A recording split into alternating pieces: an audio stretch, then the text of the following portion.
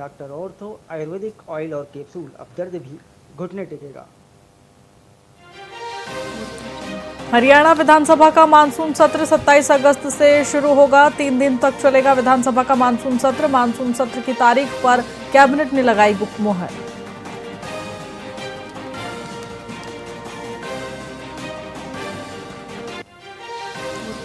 हरियाणा में water secure programme से किसानों को फायदा। 15 सिंचाई क्लस्टरों की 49 लाख एकड़ जमीन शामिल, करीब 45 लाख किसानों को मिलेगा सीधा लाभ।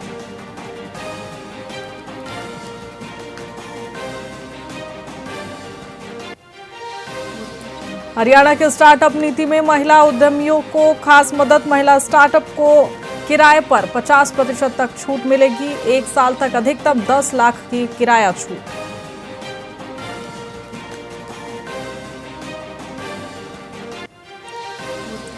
हरियाणा में प्राइवेट कोचिंग संस्थानों के लिए नए नियम। पुराने और नए सभी कोचिंग सेंटर का रजिस्ट्रेशन अनिवार्य। सरकारी ऑनलाइन पोर्टल पर कराना होगा पंजीकरण।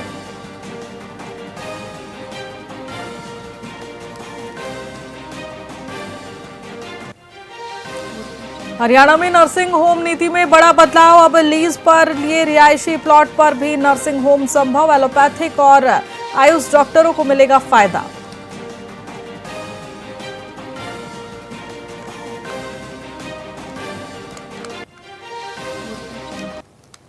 नमस्कार, मैं आपके साथ खुशी गोस्वामी। वीआईपी न्यूज में आप सभी का बहुत बहुत स्वागत है। रुक करेंगे खबरों की ओर। पानीपत शहर में गुरुवार को एक विशाल तिरंगा यात्रा का आयोजन किया गया, जो विधायक प्रमोद विज के कार्यालय से शुरू होकर शहीदी स्मारक तक पहुंचा। इस यात्रा में भाजपा कार्यकर्ताओं, सामाजिक संस्थाओं के प्रतिनिधियों और आम नागरिकों ने उत्साहपूर्वक भाग लिया। हाथों में तिरंगा थामे भारत माता के जयकारे लगाए गए। शहीदी स्मारक पर पहुंचकर विधायक प्रमोद विज, भाजपा जिलाध्यक्ष दुष्यंत भट्ट और मेयर कोमल सैनी ने वीर शहीदों को पुष्पांजलि अर्पित कर श्रद्धांजलि दी। विधायक प्रमोद विज ने तिरंगे को देश की आन बान और शान बताते हुए नागरिकों से राष्ट्र की एकता और अखंडता को मजबूत करने में योगदान देने का आग्रह किया। यात्रा ने देशभक्ति और राष्ट्र के प्रति सम्मान का संदेश जन जन तक पहुंचाया। तिरंगा हमारे देश की आन बान शान है। इस तिरंगे के लिए लाखों लोगों ने अपना जीवन कुर्बान किया, तब जाके हमें आज़ादी मिली। और उसी को याद करते हुए हर साल 15 अगस्त से पहले पूरे भारत में, हर विधानसभा में, हर मंडल में, हर क्षेत्र में ऐसी ही तिरंगा यात्राएं निकाली जाती हैं। उसी कड़ी में आज ये पानीपत विधानसभा की जो तिरंगा यात्रा थी, माननीय विधायक प्रमोद विज जी के नेतृत्व में ये निकाली गई। सुबह मैं सभी छायाकार बंधुओं के माध्यम से पानीपत जनता का बहुत बहुत धन्यवाद करना चाहूँगा। यहाँ पे सभी नागरिकों का, सभी मेरे बुजुर्गों का, सभी एनजीओ का, सभी धार्मिक संस्थानों का और भारतीय जनता पार्टी के कार्यकर्ताओं का, सभी बहनों भाइयों का कि आज जो पानीपत शहरी विधानसभा की ध्वज यात्रा निकली है, आपने देखा हजारों की संख्या में लोग मन से उस यात्रा में शामिल हुए। तिरंगा हमारी आन बान और शान है। इसकी रक्षा करने के लिए, इसको और ऊंचा ले जाने के लिए हर नागरिक का कर्तव्य है। वासियों को, सभी हरियाणा वासियों को और सभी पानीपत वासियों को स्वतंत्रता दिवस की हार्दिक शुभकामनाएं।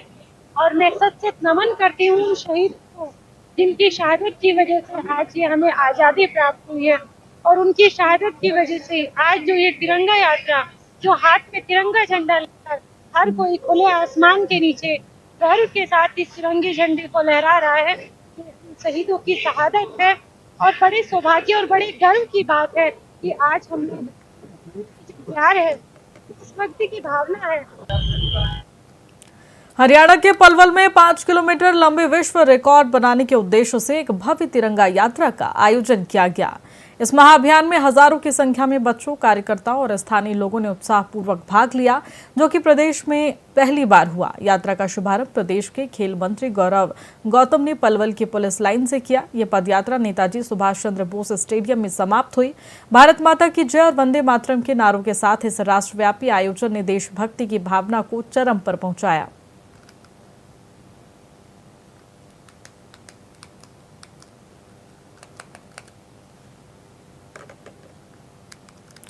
बैरागी समाज के अध्यक्ष शिव कुमार बैरागी और मनीषा के पिता ने कहा है कि कल चंडीगढ़ में सीबीआई मनीषा की रिपोर्ट का खुलासा करेगी।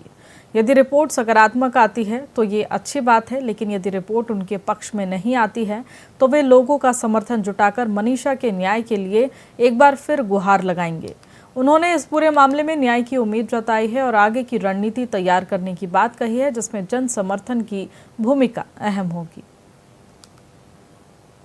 जैसा कि सभी लोग जानते हैं, पूरा देश जानता है कि 13 अगस्त 2025 का वो जो दिन था, वो बड़ा ही शर्मनाक घटना लक्ष्मण ढाणी की बेटी मनीषा के लिए बहुत दुखदाई घटना थी, इस परिवार के लिए, इस देश के लिए। आज उसको 1 साल कंप्लीट हो गया है, तो उसी विषय को लेकर आज श्रद्धांजलि सभा का आयोजन किया गया है। और इसके साथ एक और भी कारण है कि 3 दिन पहले संजय, जो मनीषा के पिता हैं, उनके पास सीबीआई का एक लेटर आया था कि हम 12 तारीख को रिपोर्ट सबमिट करा रहे हैं, तो 14 तारीख जो आपकी है वहाँ पहुंचकर आप अपना रिपोर्ट को ले सकते हो। उस विषय पे भी आज डिस्कशन होना था, क्योंकि इन्होंने स्टेटस रिपोर्ट की डिमांड की थी और सीबीआई ने क्लोजर रिपोर्ट भेजी है। आपने दे रहा था, इतना माड़ा कांड हुआ है और लगातार दर दर की ठोकरें खा रहे थे, बेटे की न्याय की थी। 1 साल हो गया, आज राम राम ने अपने समाज ने बेटे को श्रद्धांजलि अर्पित की, ठीक है। और आज ही के दिन हम पंचकुला जाएंगे, क्योंकि कल जो है ना कोर्ट से जो सीबीआई की जो रिपोर्ट है वो आनी और उसमें पता लगेगा क्या है क्या नहीं।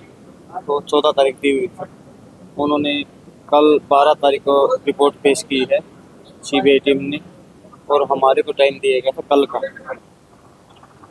आज पूरा 1 साल हो गया और ये पूरे 1 साल से परिवार गांव ढाणी लक्ष्मण, बुढ़ेड़ा कन्नी, यहाँ तक कि पूरी सुरैन खाप लगातार संघर्ष कर रही है।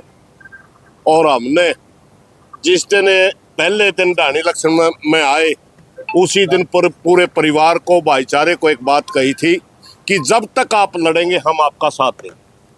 आज तक भी संघर्ष वो लगातार जारी है। जैसा कि यमुनानगर के छछरौली में स्वतंत्रता दिवस के मुख्य समारोह की भव्य तैयारियों को लेकर फुल ड्रेस रिहर्सल का आयोजन नई अनाज मंडी में किया गया। इस दौरान देशभक्ति और अनुशासन का एक अद्भुत संगम देखने को मिला, जिसमें विभिन्न स्कूलों के छात्र छात्राओं ने बढ़ चढ़कर हिस्सा लिया। उन्होंने देश प्रेम से ओतप्रोत सांस्कृतिक कार्यक्रम की मनमोहक प्रस्तुतियां दी। एसडीएम जसपाल गिल ने बतौर मुख्य अतिथि शिरकत कर परेड की सलामी ली और तैयारियों का जायजा लिया। डीएसपी कंवलजीत और बीडीपीओ कार्तिक चौहान सहित कई अधिकारी भी मौजूद रहे, जिन्होंने स्वतंत्रता दिवस को भव्य रूप से मनाने के लिए अंतिम रूप देने के निर्देश दिए हैं। फिलहाल खबरों में इतना ही। बने रहिए हमारे साथ वीआईपी न्यूज पर। नमस्कार।